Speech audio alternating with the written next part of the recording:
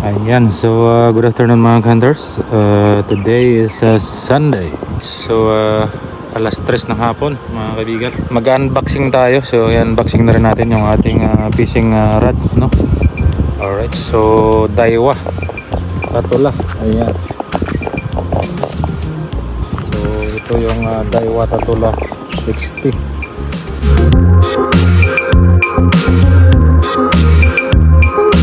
So itong fishing rod ay may haba na 100 cm at timbang na 87 grams. So napakatibay ng material na ginamit dito mga master. At 2-piece action. So kaya ko ito pinili dahil napakatibay ng fishing rod na ito mga master. At subok na dahil yung isang gamit natin na pang dalag na subukan na natin mga master. So napakatibay talaga. Hindi talaga basta-basta nababali itong Daiwa Tatula XT. So sa pagpili ng fishing rod mga master, dapat piliin natin yung subok na at matibay. So pangbaragan talaga yung fishing rod na to mga master. Yung spinning rod na gamit natin ngayon is size light. So spinning rod size light. Alright. So yan yung gagamitin natin sa tilapia hunting or maliliit na species or mamaw. Alright. So ayan mga master, napakagaan talaga. Carbon na carbon. So itetest na natin sa ilog itong spinning rod natin.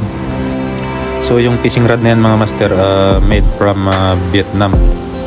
So napakatibay ng gawa nila mga master.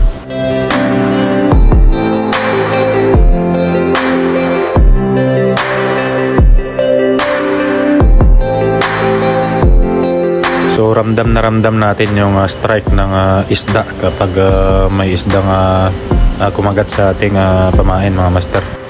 So ayan mga master, unang sabak natin sa ilog. Ayan. So nakikita nyo naman yung ating nahuhuli. So ang ganda talaga ng fishing rod na yan mga master. Ayan. Tingnan nyo naman yung drag nyan. Hindi basta-basta napuputol yung fishing rod na yan mga master. Napakatibay.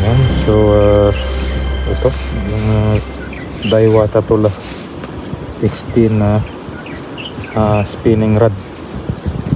So open lang natin. So actually na open ko na to mga master. Nagamit ko na to. So hindi ko pa nare-review. So ngayon nare-review na natin yung spinning rod na to mga master. Ayan. Okay, ganda mga master. Carbon na carbon talaga, sobrang gaano. Alright, wow. So nagamit na natin siya. Ayan.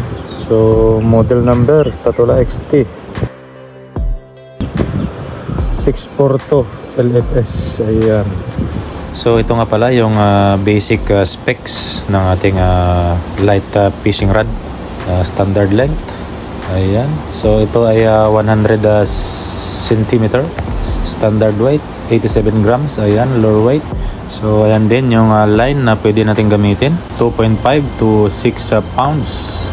Alright. So made in Vietnam. Alright. So this is a light mga master. Ayan.